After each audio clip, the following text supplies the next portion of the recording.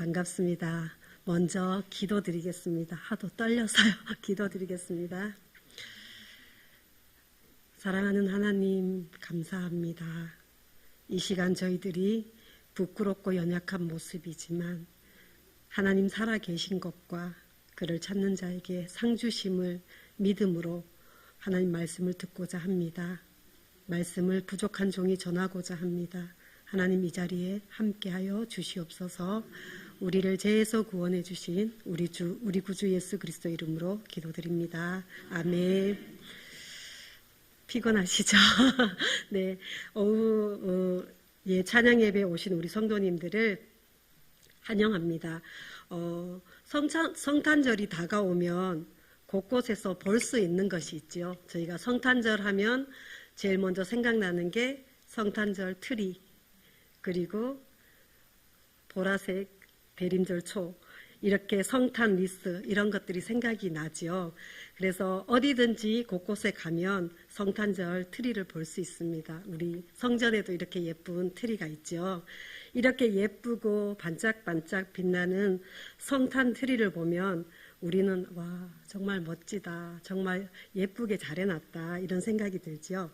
그리고 대림절 기간 동안 교회에서는 보라색 대림절 초의 불을 4주 동안 이제 켜게 됩니다. 이렇게 성탄절 트리나 이렇게 대림절 초를 볼 때마다 우리가 기억해야 할 것, 기억해야 할 분은 예수님입니다.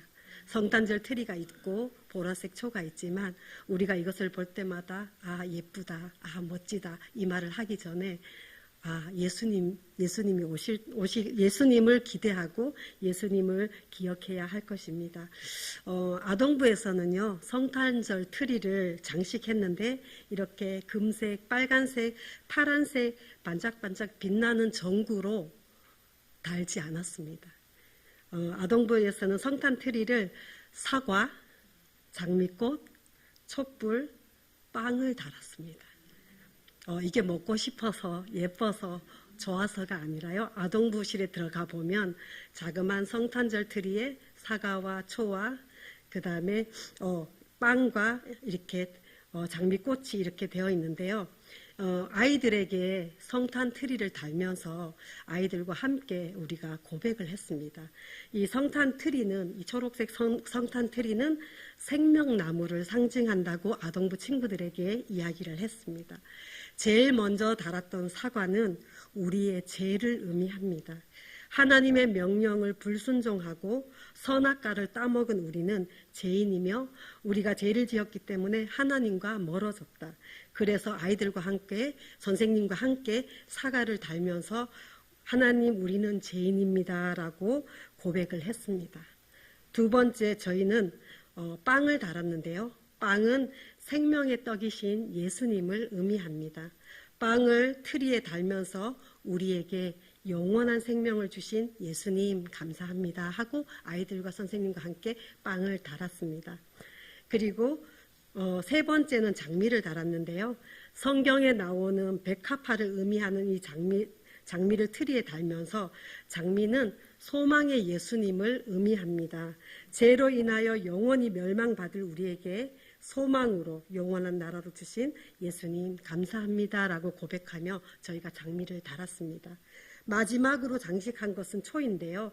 빛으로 오신 예수님을 의미합니다. 예수님께서 세상에 빛으로 오셨듯이 우리도 초를 달면서 예수님, 나도 빛으로 살겠습니다 하고 아이들과 함께 성탄절 트리를 달면서 이렇게 4가지를 달면서 고백을 했습니다. 크리스마스 트리는 단지 분위기를 내는 인테리어 장식품이 아닙니다. 죄 가운데 있던 우리에게 영원한 생명과 소망을 주시기 위해 빛으로 오신 예수님을 기억하고 다시 오실 예수님을 기쁨으로 기다리는, 예수님을 기억하는 성탄절 트리 장식이어야 합니다. 성탄절 트리와 대림절 보라색 초, 그리고 크리스마스 리스는 인테리어나 장식용으로 집안의 분위기를 내는 것이 아니라 예수님을 기억해야 합니다. 우리를 위해서 이 땅에 오신 예수님을 기억하며 다시 오실 예수님을 기쁨으로 맞이하며 기다리는 절기가 대림절 절기입니다. 부모님들은 자녀들에게 이름을 지어줄 때 의미를 가지고 또는 소망을 가지고 이름을 지어줍니다. 저희 부모님이 지금은 예수님을 믿지만 저희 부모님이 좀 일찍 예수님을 믿었다면 제 이름이 은경이가 아니라 예랑이, 은혜 이렇게 되지 않았을까 싶은데요. 지금은 이제 예수님을 믿지만 부모님이 예수님을 믿지 않아도 저와 동생들에게 부모님의 마음을 담아서 아이들의 이름을 지어줬습니다. 저는 은처럼 빛나게 커라고 해서 은경이라고 이름을 지어주셨는데요.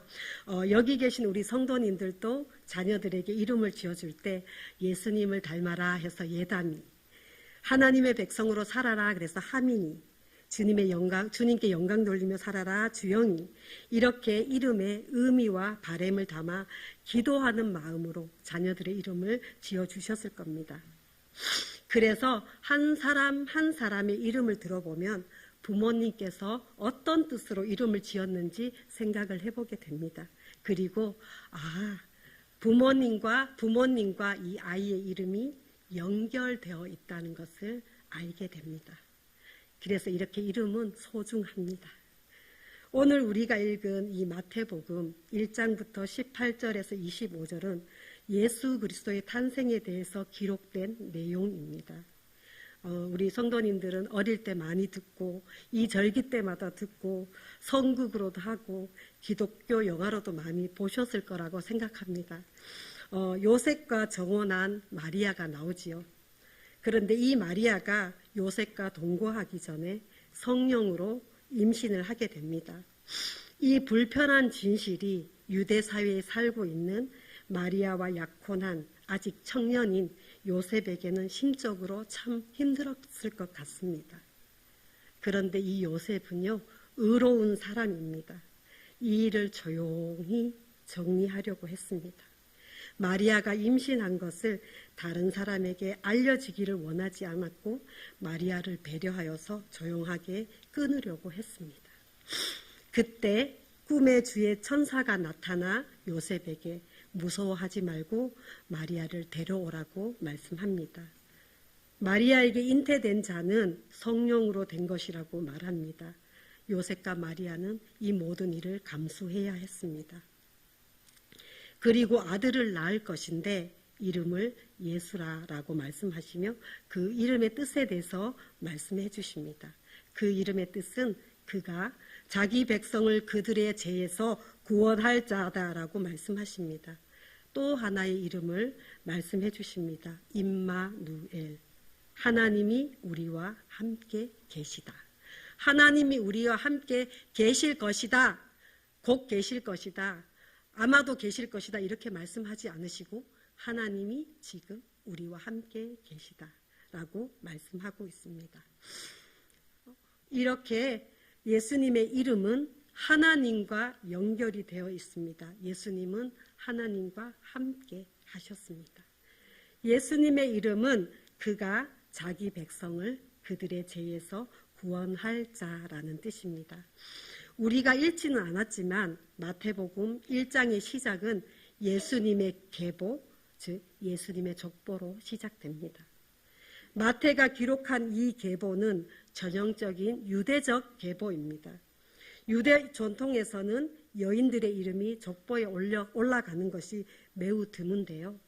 마태복음에서는 4명의, 마태복음 1장에서는 4명의 여인의 이름이 올라갑니다.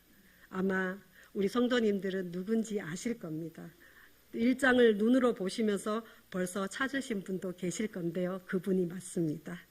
다말, 라합, 룻, 그리고 우리아의 아내입니다. 예수님의 계보에 올라있는 이 4명의 여인들은 모두가 죄인들이었습니다. 다말, 라합, 바세바, 그리고 룻은 모두가 구약 성경에 윤리적으로 문제가 있는 사람들이었습니다.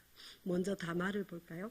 다말은 창세기 39장에 나오는데 자손을 얻기 위해 시아버지 유다를 유혹했던 여인입니다. 그 다음 라합을 볼까요? 라합은 여호수아 2장에서 6장에 기록된 대로 기생이었습니다. 그럼 또 바세바를 볼까요? 바세바는 사무엘하 11장 12장에 나오는데 남편이 있음에도 불구하고 다윗과 간음을 하는 여인이었습니다. 룻도요. 모두 이 4명의 여인들은 이방인이거나 이방인과 결혼을 했습니다. 다말은 가나안 사람이었고요. 라합은 여리고 사람이었고요. 룻은 모압 사람이었고 바세바는 유대 사람이었지만 헷사람 우리아와 결혼을 했습니다. 이렇게 예수님은 비정상적인 결혼 관계를 유지했던 여인들의 혈통에서 태어나셨습니다. 예수님의 태어나심 또한 정상적인 태어나심이 아니라 처녀의 몸에서 성령으로 잉태된 것입니다. 예수님은 신약 성경에 보면 예수님의 친구들은 죄인이고 창기고 세리인 것처럼 예수님은 죄인들의 친구가 되어주셨습니다.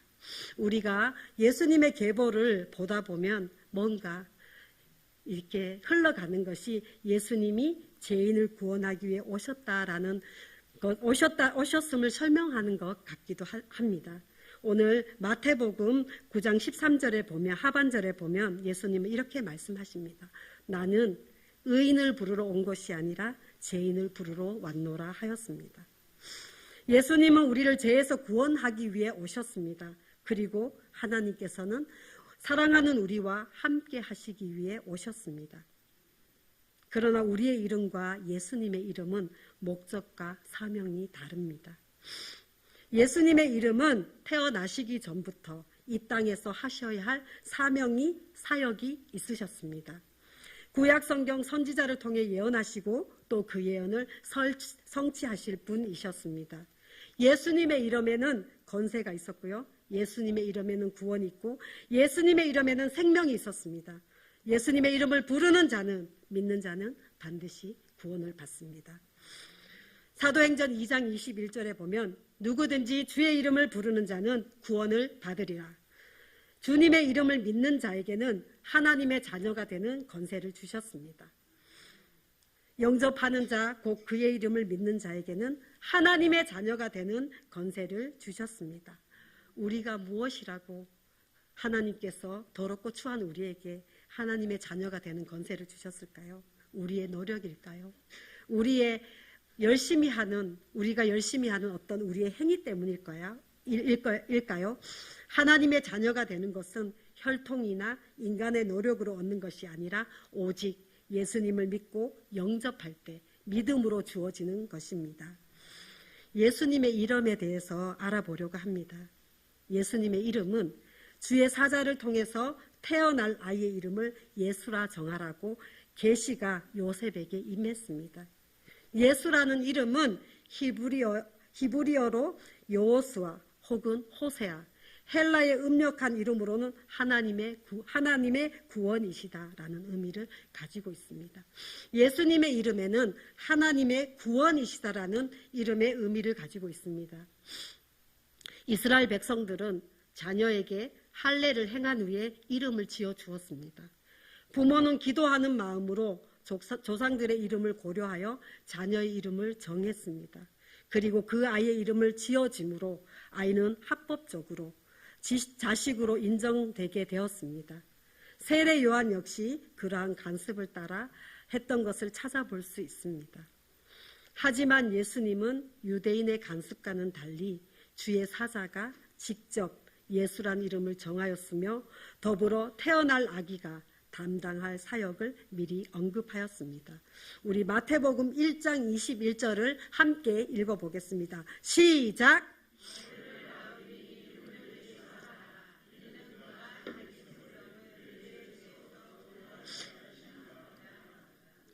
아멘. 예수님께서 이 땅에 오신 목적, 사명과 사역이 무엇인지 분명하게 말씀하고 있습니다. 예수님의 또 다른 이름은 임마누엘입니다. 하나님이 우리와 함께 계시다라고 정의하시는 말씀입니다. 다시 한번 하나님이 우리와 지금 함께 계십니다. 구약 성경에도 하나님께서 함께 계심을 보여주는 말씀이 있습니다. 여호수아 1장 5절에서 6절을 보면 여호수아에게 내 평생에 너를 능히 대적할 자가 없으리니 내가 모세와 함께 있었던 같이 너와 함께 있을 것임이라. 내가 너를 떠나지 아니하며 버리지 아니하며 강하고 담대하라 라고 말씀하고 계십니다. 하나님께서는 구약에서도 모세와 함께 하셨고 여호수아와도 함께 하셨습니다. 하나님께서는 우리와 함께 하시기를 위해 성경을 통해서 말씀하십니다. 구약에 함께 하셨던 하나님께서는 예수님을 통하여 하나님께서 우리와 함께 하신다고 말씀하십니다. 그러나 우리는 자기 백성과 함께 하시려고 자기 백성들을 죄에서 구원하기 위해 오셨는데 사람들은 소동하며 예수님을 기다리지도 원하지도 않았습니다. 자기 땅에 오셨지만 자기 백성이 예수님을 영접하지 않았습니다. 영접하는 자에게, 그 이름을 믿는 자에게 하나님의 자녀가 되는 권세를 주시려고 평화의 왕으로, 겸손의 왕으로 낮아져서 오셨습니다. 예수님이 태어나셨을 때 동방 박사들은 그의 별을 보고 왕궁으로 가서 왕이신 예수님을 찾았습니다. 왕이신 예수님은 왕궁이 아니라 말구유에 오신 평화의 왕이십니다. 왕이신 예수님이라면 멋진 백마를 타고 강하고 힘있고 용사 같은 힘세고 강한 용사나 청년으로 오셔야 하는데 아무것도 할 수 없는 연약한 아기로 우리에게 오셨습니다. 사람들은 성공하기 위해 명예와 권력을 얻기 위해 태어나고 이 땅에 멋지게 누리고 성공하며 행복하게 살기 위해 태어났다고 합니다. 그러나 예수님은 죽기 위해 오셨습니다. 그러나 예수님은 자기 백성을 죄에서 구원하기 위해 흠없는 어린 양으로 이 땅에 오셨습니다. 오직 말씀이 육신이 되어 오셔서 아버지의 독생자의 영광으로 십자가에 온전히 죽으시려 세상을 구원하시려 예수님은 오셨습니다. 우리는 지금 대린절 3번째 주일을 맞이하고 있습니다. 우리는 예수님을 어떤 마음으로 맞이하려고 하십니까? 정말로 예수님을 간절히 기다리십니까? 정말로 예수님을 간절히 만나고 예수님을 기다리고 사모하고 계십니까? 오직 예수님의 사랑은 저와 여러분 한 분 한 분을 위해서 오셨습니다. 저와 여기 계신 우리 성도님들을 위해 십자가에서 그 보혈을 흘리고 또 흘려서 마지막까지 그 한 방울까지 우리를 사랑하기 위해 흘리셨습니다. 다 이루었다. 아버지 저들의 죄를 용서하여 주소서. 십자가에서조차도 저들의 죄를 용서해달라고 고백하시고 기도하신 예수님. 하나님께서는 모든 죄값을 치르신 예수님께 모든 권세를 주셨고 모든 이름 위에 뛰어난 이름이 되게 하셨습니다. 저와 여러분을 사랑하신 그 사랑, 그 간절한 사랑, 그 몸을 죽이기까지 사랑하신 그 사랑, 그 아들을 독생자 예수 그리스도를 죽이기까지 내어주시기까지 그 사랑 하신 그 사랑을 그 이름에 주셨습니다. 그 이름이 예수, 그 이름이 임마누엘입니다. 그가 자기 백성을 그들의 죄에서 구원할 자이십니다. 아동부 어린이들이 고백했던 것처럼 성탄트리에 사과를 달며 예수님, 나는 죄인입니다. 나를 용서해 주세요. 빵을 달며 우리를 위해서 그 몸이 찢기신 예수님, 영원한 생명을 우리에게 주셔서 감사합니다. 장미를 달며 죄와 저주로 영원히 멸망받을 수밖에 없는 우리에게 소망으로 오신 예수님 감사합니다. 소를 달며 예수님, 저도 이제는 빛으로 살겠습니다. 고백하며 다시 예수님의 이름을 부르며 우리를 사랑하시는 예수님을 나의 구주, 나의 주님, 나의 영원하신 하나님으로 영접하는 대림절이 되시기를 기원합니다. 기도하겠습니다.